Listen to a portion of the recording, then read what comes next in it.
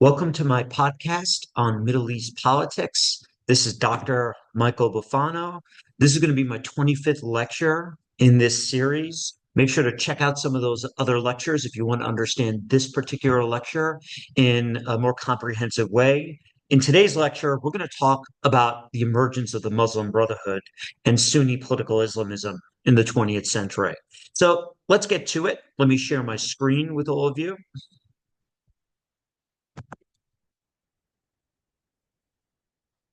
All right, the Muslim Brotherhood.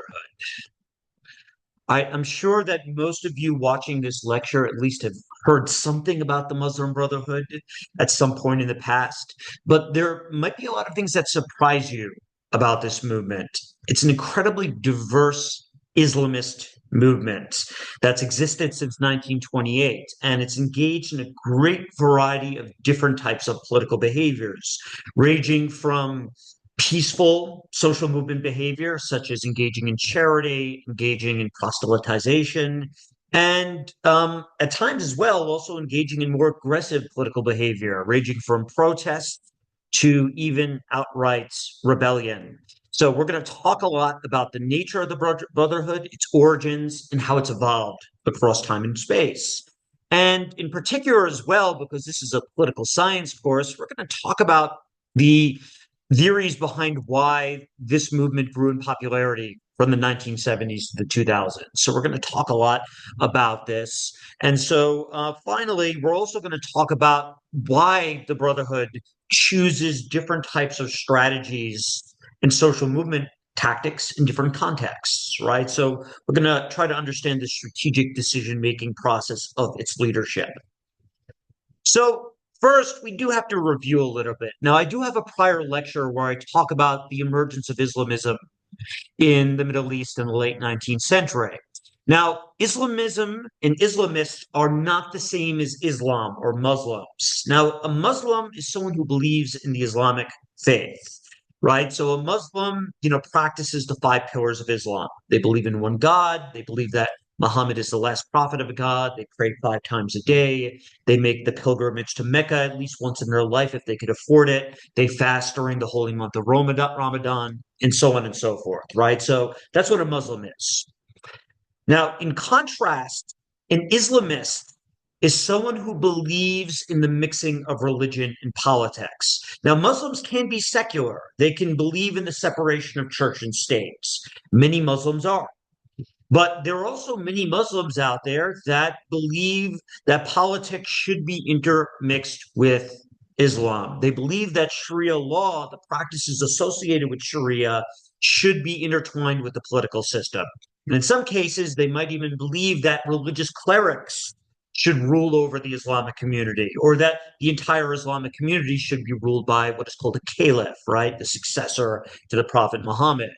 So there are different types of Muslims out there. Some are secular, others are Islamists. Go and watch that prior lecture if you need a refresher or if you've never learned about the topic before. Now, in today's lecture, we're going to focus specifically on the Muslim Brotherhood, the Ikhwan al-Muslimin. I highly recommend. There's a really great book that's been written about this by Kerry Wickham, a very well accomplished scholar. I had the opportunity to meet this person once, and it's really just a fantastic book, and it goes over the evolution of this movement. So there's been a lot written about this movement, but there's also a lot of poor scholarship that's been done out there, particularly for popular literature. So I highly recommend looking at some of the more academic oriented books to get a more nuanced understanding of this movement. So, what exactly is the Muslim Brotherhood? Well, it's an Islamist movement. And its foundations were in the late 1920s. In 1928, it was founded by a religious cleric, religious teacher named Hassan al-Banna. Now, the location of the founding of this movement is important. He is someone who grew up in the town of Ismailia. Ismailia is located along the Suez Canal. Now, if you remember from a prior lecture, the Suez Canal was completed in Egypt by the late 1860s under the rule of the monarch Ismail. He was the grandson of Muhammad Ali. And of course, It was built within Egypt. Now, what was important about the Suez Canal is that it enabled quicker transport from the Indian Ocean to the Mediterranean Sea. And it was particularly important for the British because they had a lot of trade between India and Europe. They had a colony in India. And thus, this was one of the reasons why the British colonized Egypt by 1882. So, along the canal zone, the British were engaging in a lot of trade, and three cities were built along this canal zone, right? So we got Ismailia, Port Said, and Suez. It's in Ismailia where Hassan al-Banna grew up. And in this town where there was a lot of growing trade from the late 19th to the early 20th century, there was lots of Westerners that were visiting this town. Western cultural influences were really having impact on these Suez Canal cities. You had a lot of sailors stopping off port, lots of bars were emerging, right? So I think you get where I'm kind of headed towards here.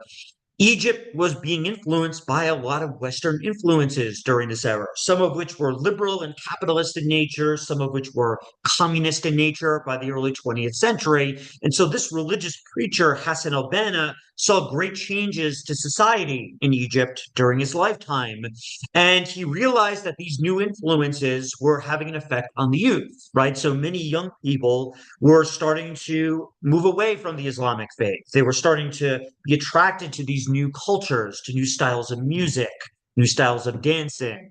They were being attracted to soccer and new cultural and clothing trends. So Hassan al-Banna wanted to revive the Islamic faith, among with many other preachers during this era.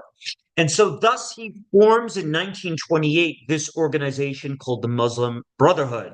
We see within this name the term Muslim, right? So a Muslim is someone who follows the Islamic faith, and a brotherhood indicating its more patriarchal nature. Now, this organization was pan-Islamist in nature. It sought to unite the Islamic world against the spread of Western influence and against Western colonization. So it had branches. It started to establish branches in the ensuing decades in other countries throughout the Islamic world. So it had a pan-Islamist orientation, right? And on top of that as well, it was opposed to the Jewish migration to Palestine that was taking place in the 1920s and 30s. Once again, watch a prior lecture if you want to understand more about that. Egypt is geographically located right next to Palestine. And so thus Hassan al-Banna really preached against Jewish migration to this country.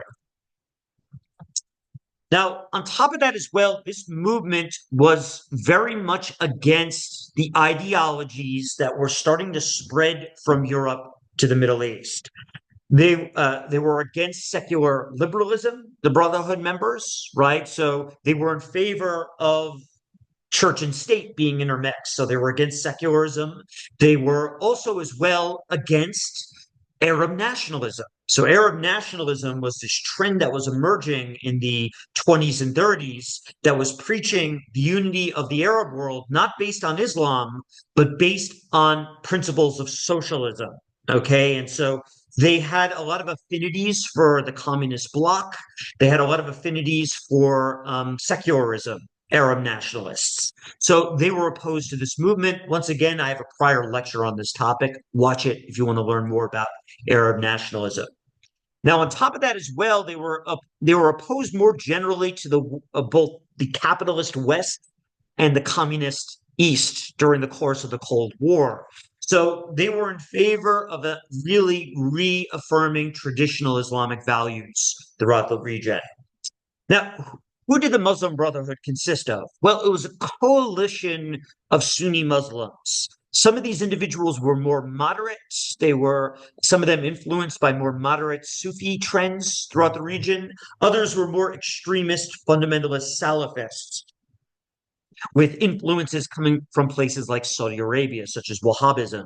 So it was a coalition, and the Brotherhood purposely kept their Islamist ideology as vague as possible to build up a large coalition in the face of European colonialism, in the face of authoritarianism. They tried to build this large Islamist coalition throughout the region. Now, what also happened in terms of trends here is that support for this movement grew during the Great Depression. When the economy grew worse throughout the world during the 1930s, as first America's stock market crashed, then Europe's economy crashed, and from there, the rest of the world, many people fell into poverty in different parts of the world, including in Egypt. And the Brotherhood's message of charity, of piety, of religiosity really caught on with many people in urban centers throughout Egypt and elsewhere in the region. And so its numbers grew. And eventually, we see over the next couple of decades, the Brotherhood's membership grew to over 2 million people. Now, initially, this was a peaceful movement, and it sought a form of jihad that was not based on jihad of the sword or the use of violence to defend the Islamic faith, but one that was more based on what's called dawah, preaching.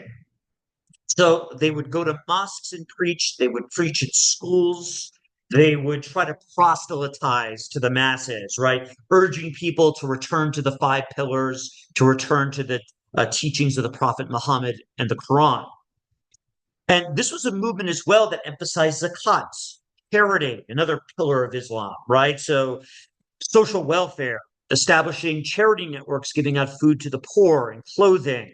They also, as well, started providing a lot of services in urban centers like hospitals and pharmacies. They also began to engage in a lot of business activity. In fact, it was much of the merchant, lower and upper middle class that gave some charity to the Muslim Brotherhood and their affiliated organizations. So you end up seeing a lot of Brotherhood businesses get established here. And eventually, over the course of the next couple of decades, what's going to happen is the Brotherhood is going to establish over 50 branches throughout the Islamic world, including most of the countries in the Middle East. And on top of that, it's also going to inspire what we call copycat movements in other places like Tunisia and Algeria and elsewhere. So it's going to take on a variety of different forms and it's going to spread to many countries throughout the globe. Now, here, this is Hassan al-Banna, the founder of the movement. As I said, he was a religious cleric. And let's take a look at some of the symbols of this movement. Now, the sword here symbolizes jihad. That is the effort to spread Islam.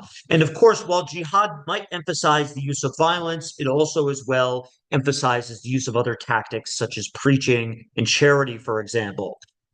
We see here as well, written in Arabic, Al-Ikhwan al-Muslimin, which means the Muslim Brotherhood. We have an image of the Quran here, the holy text of the Islamic faith.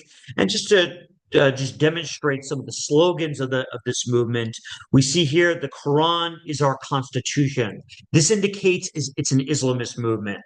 They want the laws of the state to be based on the traditions of Islam, the Quran, and the sayings and doings of the Prophet Muhammad. And we also see here El Jihad Sabilna.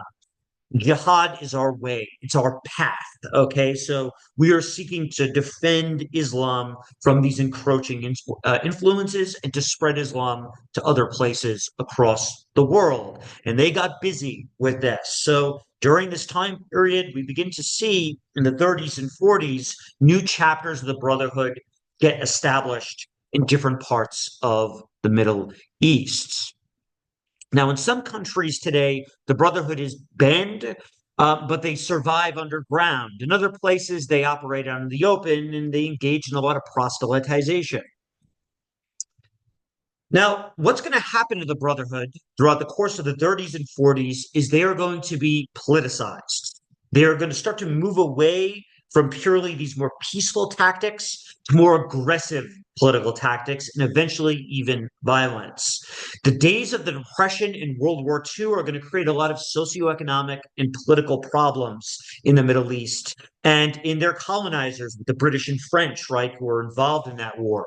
So this is going to create a lot of turmoil. The Brotherhood is going to start to become more politically active, engaging in protests, engaging as well in electoral politics. And in particular, the driving event that really politicized the Brotherhood was the 1936 Great Arab Revolt in Palestine against Jewish settlers that took place in that year. If you want to learn more about that, go and watch my lectures on the Israeli-Palestinian conflict. So this moment really got the Brotherhood out into the streets in various countries, including in Egypt.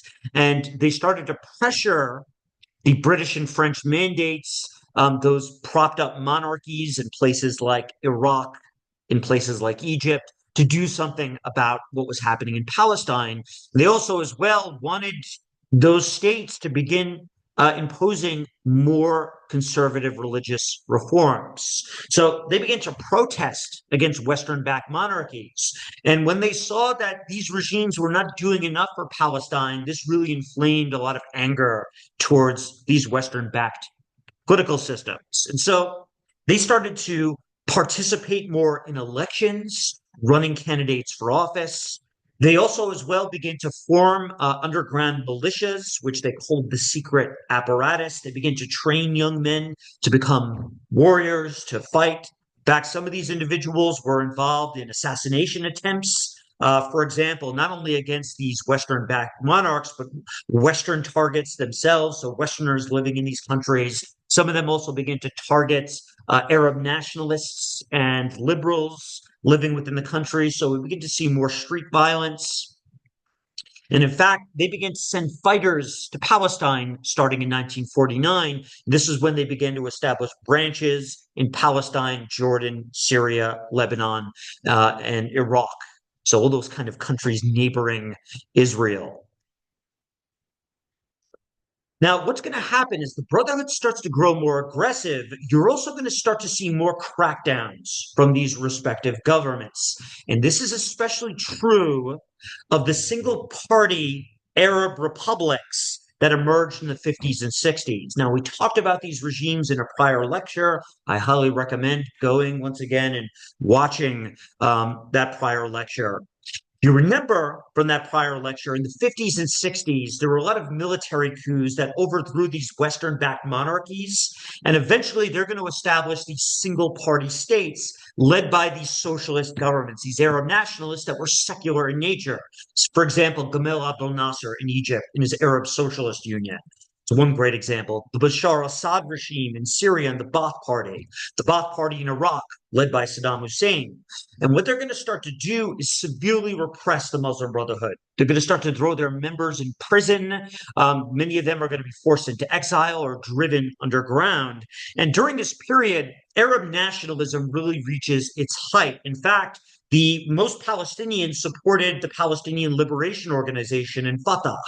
They didn't support the Muslim Brotherhood. And so left-wing movements, socialism, they were at its height during the Cold War here in the 50s and 60s. And at the same time, Islamism started to decline in popularity during this era.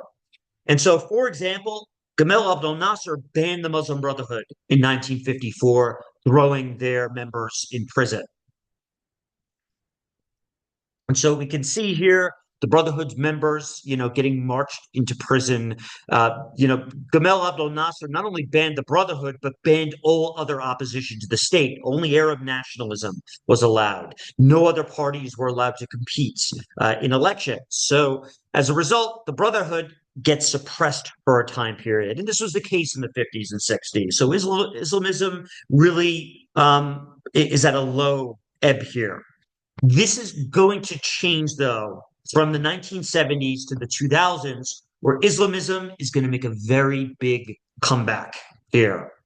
Now, why did this take place? Well, part of it had to do with the decline of this competing ideology. Arab nationalism promotes socialism and unity of the Arab world, not the unity of the Islamic world around Sharia law. Well, it started to decline by the late 1960s, and we learned about this in a prior lecture. For one, these socialist states, these Arab republics, did not do well economically, and they did very poorly against the Israeli state. The 1967 war, in particular, the Six-Day War, was an absolute disaster. The Arabs lost that war badly. Egypt and Syria lost territory. Palestine was occupied completely. And on top of that, in the ensuing 2 decades after this, the Soviet Union's going to decline and collapse. And so people begin to lose faith in the socialist model, heavy government involvement in politics, and in the secularist model. So that's one reason. Its main competitor began to decline. Now, the other big reason here had to do with the rise of the Arab Gulf countries like Saudi Arabia, the conservative Arab Gulf countries, where Political Islamism was already ingrained within the states, right? They didn't even need a social movement for it because they never had a period of defensive development or modernization in the 19th century to begin with. The Arab Gulf monarchies, right, they had these conservative Islamic values that weren't really ever challenged, okay? And on top of that, in Saudi Arabia, it was Wahhabism or Salafism that dominated the political culture. Well, after 1973 and the rise of oil prices, that 1973 war where there was an Arab oil boycott, well, what's going to happen is the Arab Gulf countries are going to become more powerful. And Saudi economic influence is going to thus start to grow throughout the Middle East after this, as well as the influence of the other Arab Gulf countries like Qatar, Bahrain, like Oman. And so, because of growing Saudi influence in the region, they're going to start to fund a number of charity groups, a number of new mosques, and they're going to start to send Wahhabi preachers to different parts of the globe.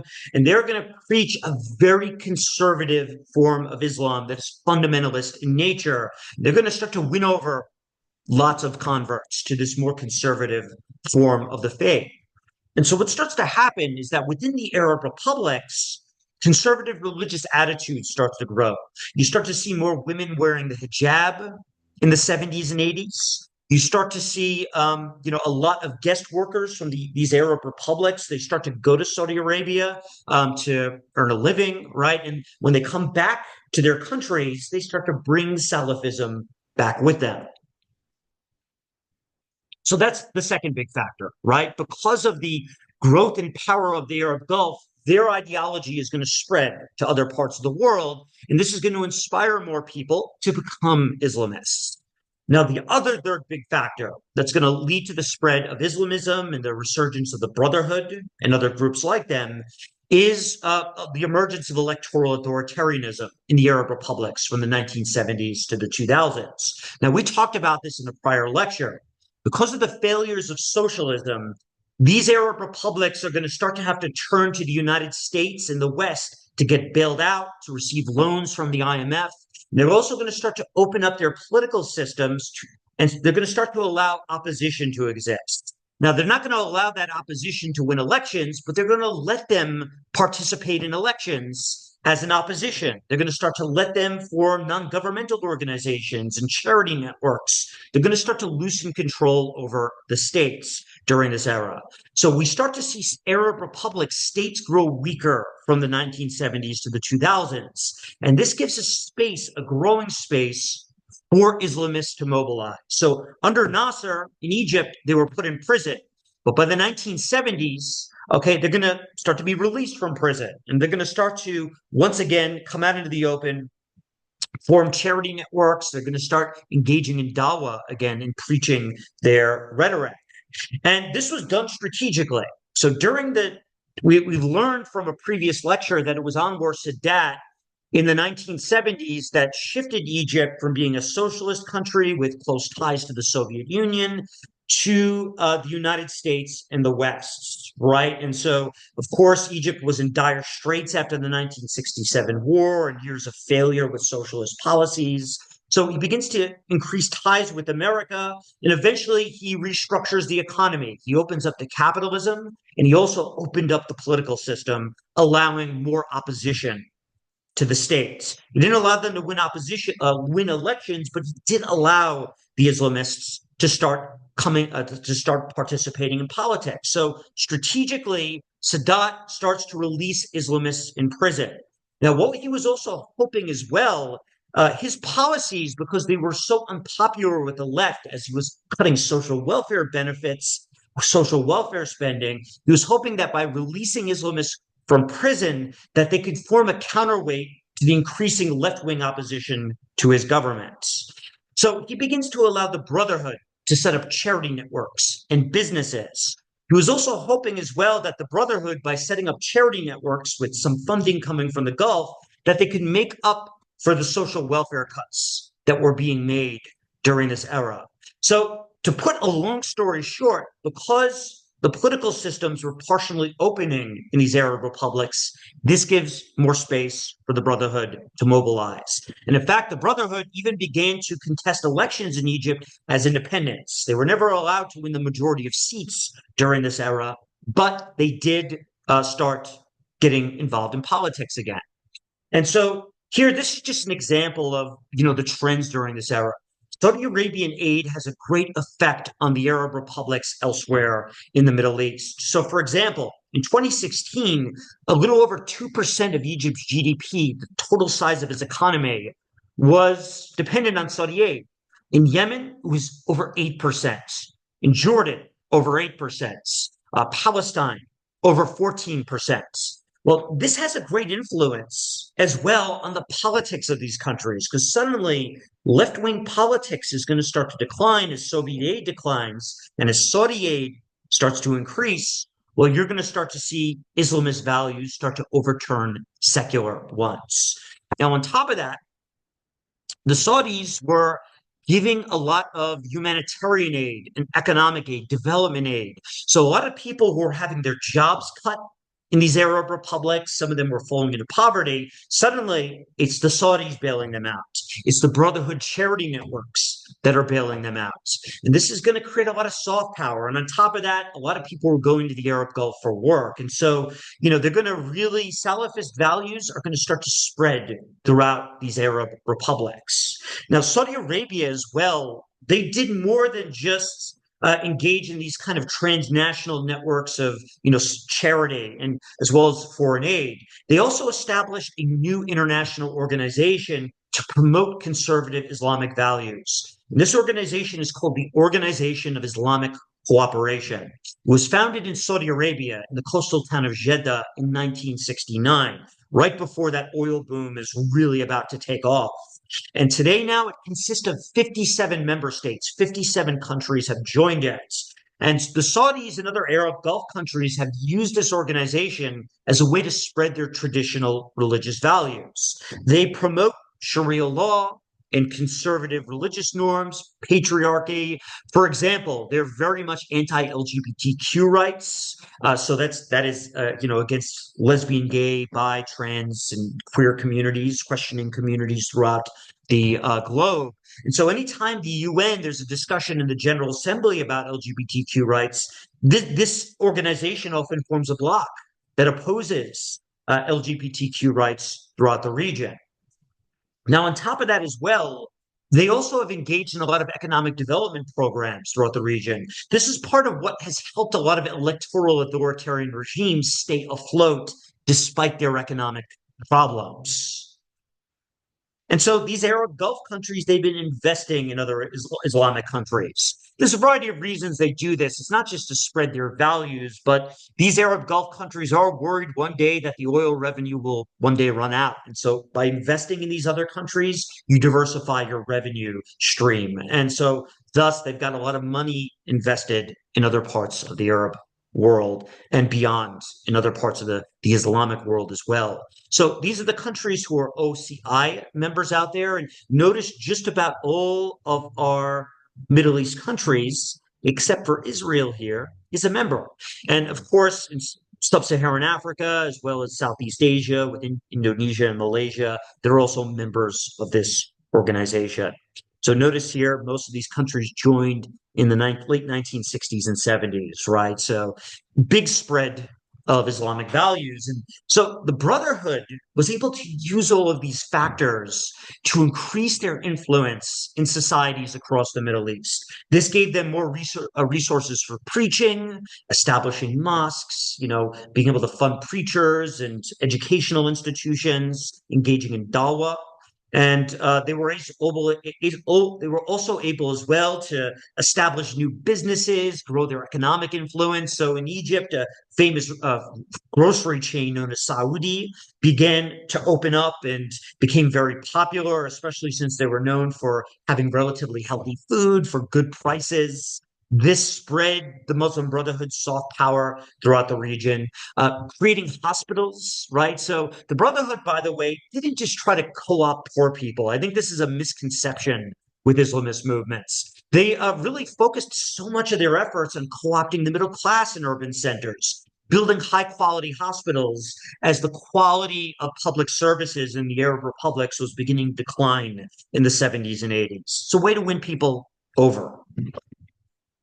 Now, here's the thing though.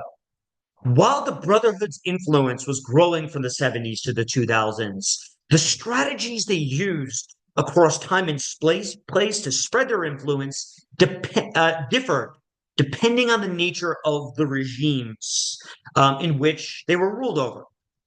So, for example, in the Arab republics that started to open up their systems to electoral authoritarianism, that started to allow the Brotherhood and other political parties and organizations to mobilize, the Brotherhood, because they had more freedom to engage in dawah and to preach, they usually chose more peaceful tactics in these countries to spread their influence. They usually focused on things like preaching, charity, and their private businesses. So in countries like Egypt, for example, Jordan, Morocco, the Islamists who are given more space to mobilize during this era, they usually focus their efforts on more peaceful tactics. Okay, so the Arab republics and the non-oil Arab monarchies like Morocco and Jordan, these states began to, as they opened up their systems to more contestation, the Brotherhood chose more peaceful strategies in these places. And so thus, this incentivized the Brotherhood to choose cooperation with autocrats over rebellion or even more radical tactics like terrorism, for example, that's, attacks on civilians. Now, these electoral authoritarian regimes that opened up their systems a little bit, what they often did is they tried to make concessions to Islamists. So they made deals with them. And here's how the deal worked. The autocrats would agree to make some conservative reforms. So, for example, in the case of Jordan, they began to allow the Brotherhood to control the Ministry of Education and what was taught in schools. They began to, for example, some states made it more difficult to buy alcohol, or they put more restrictions on birth control, right? Things that are more conservative. So we begin to see some conservative reforms in these states. And they also, as well, began to allow the Islamists to preach more, to set up mosques and charity networks, to engage in their activities, right? Now, in exchange, the Islamists would give something back to autocrats like Sadat, for example. They would start to provide charitable services to the poor to make up for a lot of the welfare state funding with that help coming from Saudi Arabia. Now, the Islamists, though, as well, they had to avoid directly challenging the state's power. If they ran candidates for office, they could only run a limited number, right? So they couldn't directly challenge the regime. On top of that, they, had to avoid mass protests against the regime. As long as they stayed quiet, engaged in their preaching and charity networks, the state would leave them alone, essentially. So it was a quid pro quo here. They made this deal with each other. Okay. Now, of course, things were not always perfect. Sometimes, the Islamists were not happy with the degree of conservative reforms made by these regimes. Sometimes these regimes got a little too upset, right? If the Brotherhood looked like they were getting a little too aggressive. And, sometimes clashes took place. So, for example, a great example of this in Algeria in 1989, that regime, led by the National Liberation Front, an Arab nationalist party, they began to open up the system to electoral authoritarianism. They allowed the Islamist party there, the Islamic Salvation Front, to run candidates for the legislature. But what happened was, the Islamic Salvation Front got a little too aggressive and greedy with running candidates, and the authoritarian regime did not do a good enough job fixing the elections. So, to the shock of the Algerian state, Islamists won the election. So what ended up happening is the military decided to step in, cancel the elections. There was an 8-year civil war between the Islamists and the government. So sometimes things wouldn't work out well in these electoral authoritarian regimes. But for the most part, the trend in these states was the Islamists usually chose a more quiet strategy for increasing their influence. They chose the long game. And so they would deliberately limit the number of candidates they would run in these fixed elections. And they did this to avoid state repression as kind of a survival strategy. And I highly recommend watching this video on Jordan here. Now, Jordan it's one of the two monarchies in the Middle East that's not found in the Arab Gulf. It's not rich in oil resources. They're highly dependent today on Western and Saudi foreign aid. Their economy is not well developed, and they're a monarchy today. And starting in the late 1980s and early 1990s, they began with structural adjustment, and they also they began to allow different parties to run for a parliament. And while that parliament, doesn't have any real power because the monarchy can disband it whenever it chooses to do so, it did allow for different political parties to exist and to run in elections for that parliament. So the Jordanians opened up their political system. And in the process, they allowed groups like the Brotherhood to mobilize and organize. And in the process, the Brotherhood chose more peaceful tactics. And in fact, they began to make alliances with other political parties in Jordanian society. They developed good relations with the Christian community in Jordan, with some liberal groups. And so the Brotherhood, in this case, chose more moderate tactics. So, this was the case in Jordan. This was also the case in Egypt as well from the late 70s to the 2000s. Now, in contrast, in other cases, the Islamists, groups like the Brotherhood, sometimes chose rebellion. And this was often in the case where state suppression took place. Now, in the single party Arab republics that didn't open their political systems, continue to not allow a real opposition, well, the Brotherhood in these cases during this time period chose rebellion, right? So state suppression of this movement at a time when it was growing internationally led to conflict and violence, right? This was the case, for example, in Syria under the Ba'ath regime led by the Assad family. This regime allowed absolutely no opposition to its rule during this time period. They never engaged in a structural adjustment program. They never opened up to the West. What happened over time is Syria suffered economically, and the regime relied on total oppression. They created really a totalitarian state there. But the problem is that Syria there was a lot of Syrian citizens who were going over to the Gulf to get jobs as the Syrian economy was doing so poorly. And when they came back to Syria, they were bringing back these very conservative Islamist values. A lot of the Sunni Muslims going over to Saudi Arabia, many of them became Salafists. And the Islamist movement grew in the 1970s. But Assad had no tolerance for this movement. So as its numbers grew, Assad instead relied on oppression. And in 1982, the Islamists decided to hold a mass march in the city of Hama in Syria. And eventually they took the city over. Their numbers were so strong. So the Assad regime decided to deal with it by bombing the city. He crushed the rebellion. There's going to be a sign of what is to come after the 2011 Arab Spring. So in this case, the Islamists chose violence. In fact, this explains why the Islamist movement has been much more violent historically in Syria than it has been in Jordan or in Egypt, for example. So here, Assad crushes the rebellion. Oh, this is not the last we're going to hear from the Islamists. We'll learn more about this later in the semester. Now, and of course, by the way, strategies can change over time. Give you a wonderful example of this.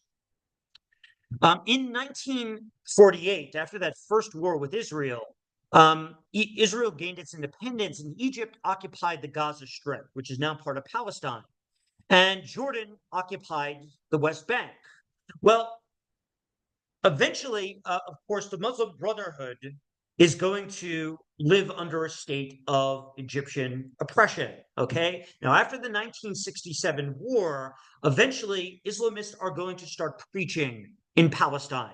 Now, initially from 1967 to 1987, the Brotherhood in Palestine, they were focusing more of their efforts on peaceful dawah, preaching, building up an Islamist movement, because at the time, the PLO and the left were much more powerful politically.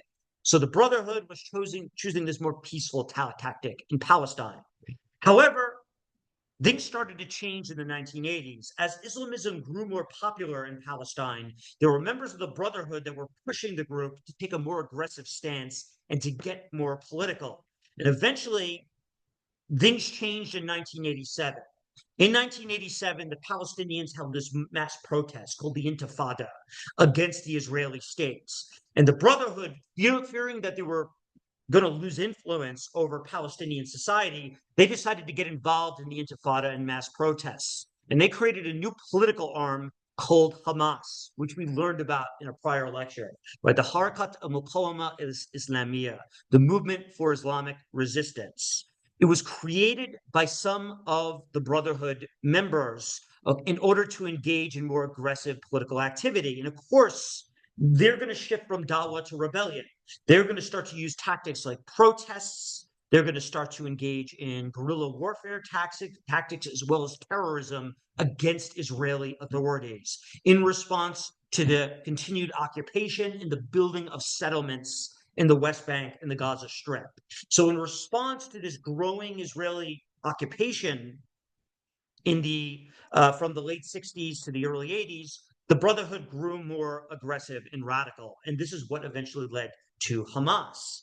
Now, what's interesting here, though, about Hamas, and I highly recommend watching this video really quickly, is that initially in the late 60s and 70s, when the Palestinian Liberation Organization under Yasser Arafat, the left-wing socialists, the Arab nationalists were more popular, the Israelis were actually giving support to the Muslim Brotherhood through funding in order to try to decrease the influence of the left. From the late 60s up until the mid-1980s, the Israelis were actually secretly trying to help the Brotherhood within Palestine because the PLO, the Brotherhood's main competitor, was far more powerful and, of course, was leading the Palestinian resistance. So what the Israelis hoped would happen is that by funding the left, they could balance that with the right. This is what Sadat did in Egypt by letting the Brotherhood out of prison. They were hoping to balance the influence of the far left in Egyptian politics. So, of course, this would come back to bite the Israelis in a very hard way because after 1987, Hamas is going to get more aggressive politically. And they are then going to, of course, become the major enemy of the Israeli state. So it's an interesting course of developments here. And this has a lot as well to do with Cold War politics. Believe it or not, we're going to see with the United States as well in Afghanistan. The United States is going to secretly fund Islamists, the Mujahideen in Afghanistan, to fight the Russian states during Afghanistan's civil war in the 80s, the Soviet state, to fight the Soviets. Why? Because of the Cold War, right? Because they were fighting communism. So initially, the West was actually giving some support to Islamists in some parts of this region. Now, this is eventually going to change with the war on terrorism, which we'll talk about in a couple of classes.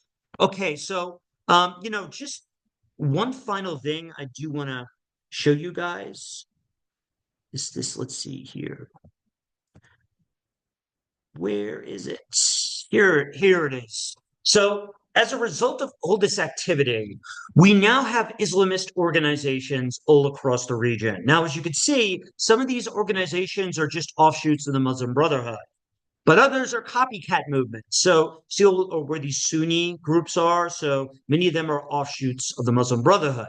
Now, on top of that, during this era as well, Shia Muslims, another branch of the Islamic faith, are also going to start to form their own organizations, particularly with the help of Iran. But that discussion is for next class. Okay, guys, so I'm going to see you next time. Have a great day, and we'll discuss the Iranian Revolution.